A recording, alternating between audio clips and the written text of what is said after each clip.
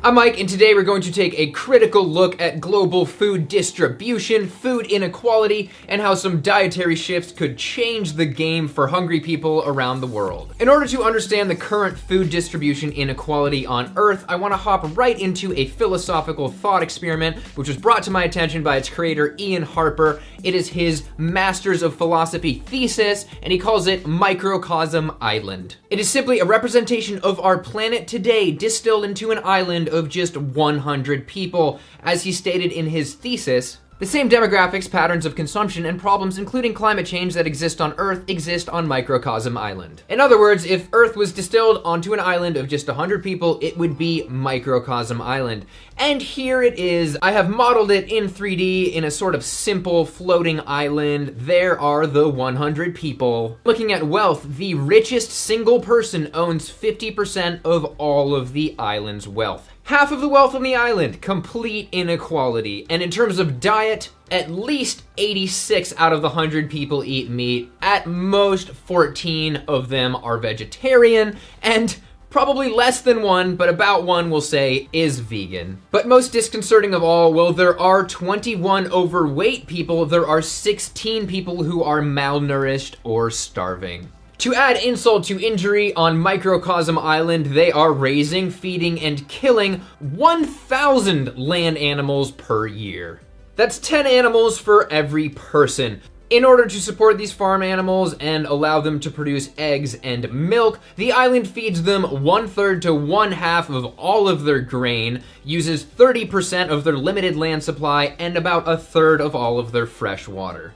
But in terms of wild animals, there are only about 12 humans worth of wild land animal biomass on the entire island.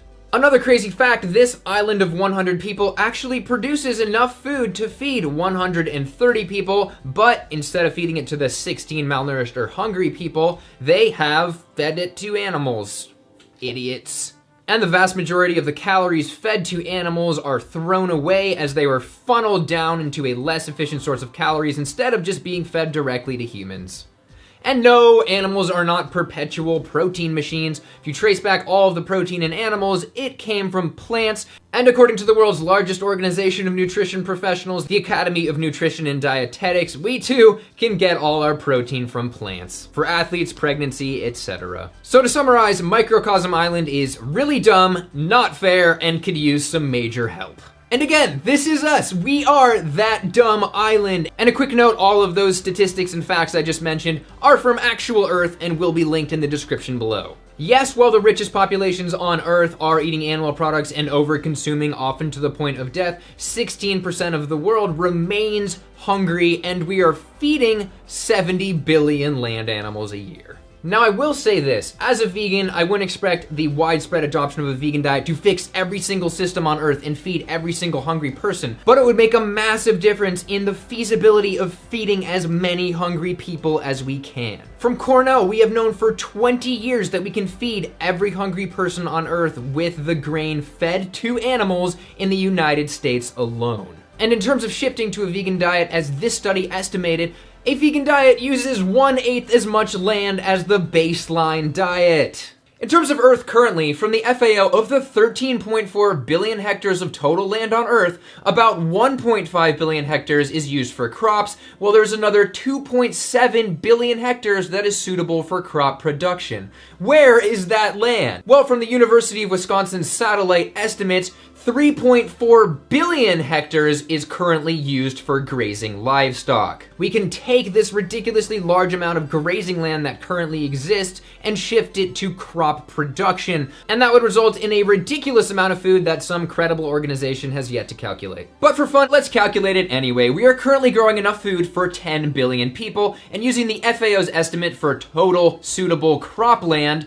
we could be growing enough food for 25 to 30 billion people in a vegan system. Now you might be thinking, even if we had all this extra food, that doesn't mean it would make it into the mouths of hungry people. But it seems that everybody accepts the proposition from large agricultural companies like Monsanto that growing more food, producing more, having more food is the solution. Well, by just not feeding it to animals, we have more food.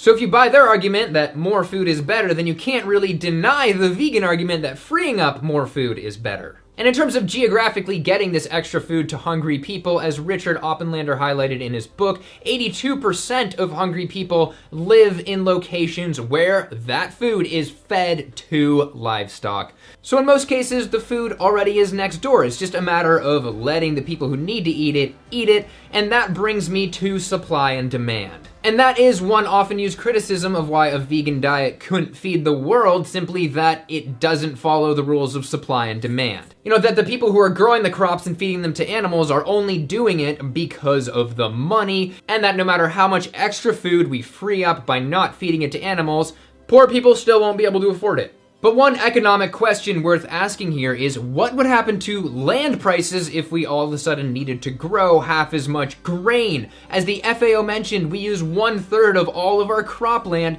to grow feed for animals. So that would be almost 1/3 more cropland. And remember that 1/3 of freshwater that we use on livestock. So I would argue that a massive decrease in demand for land and water would drive the prices of farming way down. It would make it cheaper for people in poverty to buy or rent land and then water their crops to grow their own food. Because a lot of food inequality has to do with a lack of access to farmland and high costs of fresh water.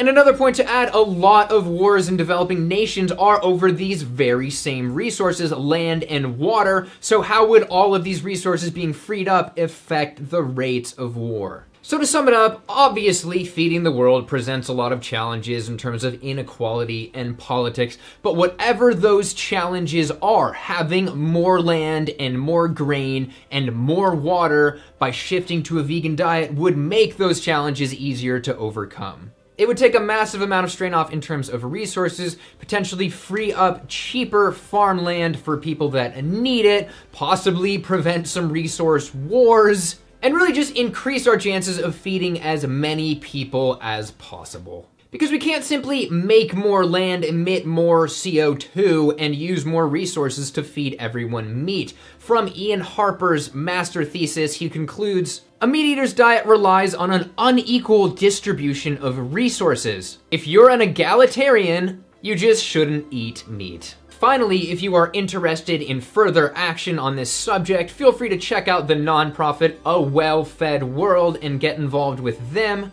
They are actively involved in trying to feed the world with plants. For example, they provide 5 Ethiopian schools with vegan food. These schools had vegan menus anyway, and also highlighting projects like getting seeds to people in food insecure areas. All right, that's it for today. Thank you for watching. Go vegan, help feed the world, like and subscribe, and hit that notification bell, otherwise you basically might as well not be subscribed.